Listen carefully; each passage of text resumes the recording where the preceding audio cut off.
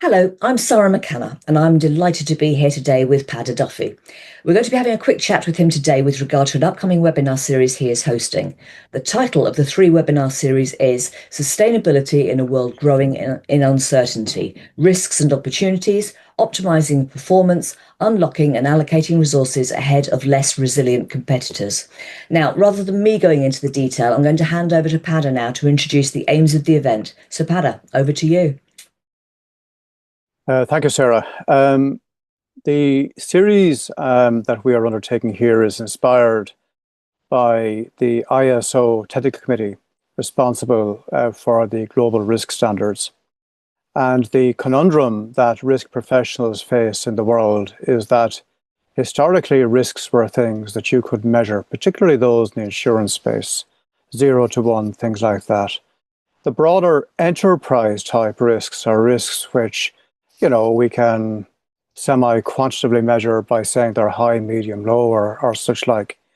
But in the context of sustainability, and I'm meaning sustainability now in the broadest sense, the world is moving so quickly that most things now are falling into the realms of uncertainty, things that we cannot measure, things that are so inherently unmeasurable that we now have to undertake scenario analysis, which principally speaks to, well, there are 2 or 3 possible futures we might consider as being plausible.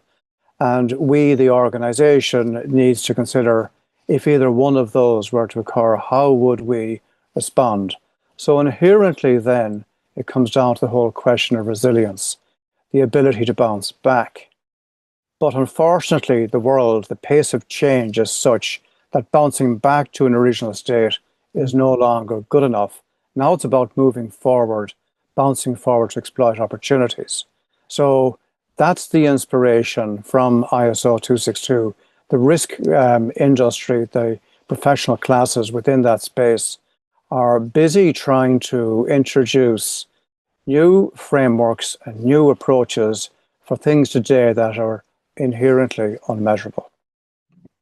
I mean, that sounds absolutely fascinating. I'm really, really looking forward to the series. And I love the way that it is split up into the how, why, what. So now you've told us a little bit about the webinar series itself. Could you let us know a little bit about yourself? What made you want to put this series together? What is your background, who you are, what you do? Well, about 1,000 years ago, I served in the Irish military as a young officer. I spent 15 glorious years there, and since then I've been broadly in business in the risk governance spaces. I've had the privilege of knocking around the world quite a bit. And today I am the CEO of the ESG Exchange, which is a not-for-profit. Our first significant deployment is across the continent of Africa, working closely with the Pan-African Federation of Accountants, where our mission is to bring 300,000 professionals, accounting professionals, through sustainability fundamentals. And in addition, a further 700,000 non-accountants through sustainability fundamentals. And that's key for the ESG Exchange, because that's 1 million out of a 10 million ambition, which we have between now and 2030. So essentially educating people as to what is sustainability from 101 right up to diploma courses, which we have framed and which we're partnering with business schools, personal accounting organizations, in submitting them to higher education authorities for formal approval, but also providing short courses and role-based courses and so forth in the broad area of sustainability, be it climate, the social topics or governance topics. Yeah. I mean, that's really interesting. And my goodness, you set yourself a hefty target there, but sounds like you're well on target to achieve it. So that's amazing. Yeah. Now, I've been asking a question to all of the folks that are involved with this, and that is that there is a degree of conflict between the political and the scientific side. Do you think that conflict is going to reduce or possibly worsen in the coming year or two, and why? I think the politics is likely to be influenced by events. I think science is likely to be pronouncing and saying, well, we were right all along, because I think where both the politicians and the scientists will be surprised is the way in which things occur.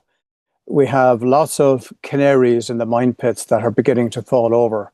from biodiversity, where insects no longer exist where they used to exist in vast abundance. That's threatening food security. We have climate events which are occurring with a frequency and intensity.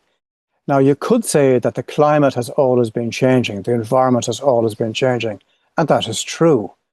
What's different now is the pace of change, but that pace of change impacting on a world today that is so interconnected, interdependent. So at the level of the G20, at the level of the G7, it's all about not so much trying to save the planet, which of course, as human beings, we all want to do, but really it's all about preserving and protecting the integrity of the global economic system. Because if that is damaged, which really concerns the finance ministers at the G20, G7 level, what you have, the old adage, the hungry man or woman becomes an angry man or woman. And we're beginning to see evidence of that in the context of responses to climate change, industries, and social polarization. And by the way, then, just for giggles, let's throw in the impact of AI and the huge effect it's having on all industries, in particular the professional classes, where roles there are literally evaporating overnight. So I think that events, dear boy, I think somebody said, or dear girl, events are what's going to largely drive the future. And I think the politicians and the scientists will largely be spectators, because those events, we have no sense of what they are, other than the fact they're going to occur probably at a pace that we hadn't anticipated. Yeah. Oh, Peadar, thank you so much. I mean, I can really hear the passion you have for the subject matter. So I think that once we get into the real deep dive, going through the webinar itself, this is going to be absolutely fascinating. So before I let you go, I want to ask you one final question. What is your personal goal for the webinar series? What do you hope the delegates will actually take away from the sessions that they can then literally use in their real life? Well, again, inspired by our work in the international community within ISO, the global risk standards, we're promising participants that, for example, I will be inviting each panelist at the end of their contributions to nominate one tool, one technique that they would advocate for panelists, and arising out of that, what outcome they would hope that participants could take from the use of that one tool or technique. How could they apply it to their organizations? And in this series, we're starting with the why. We're then in October moving into the what, and then in November moving into the how. And we're going to maintain that rhythm of why, what, how into next year. Blocks of series, a bit like Netflix for our sustainability.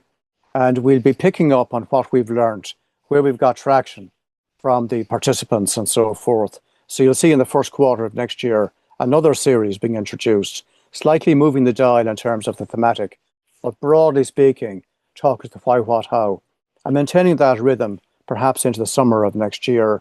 And then we'll probably consider holding some town hall meetings, which are longer, a bit more dynamic in terms of engagement from people.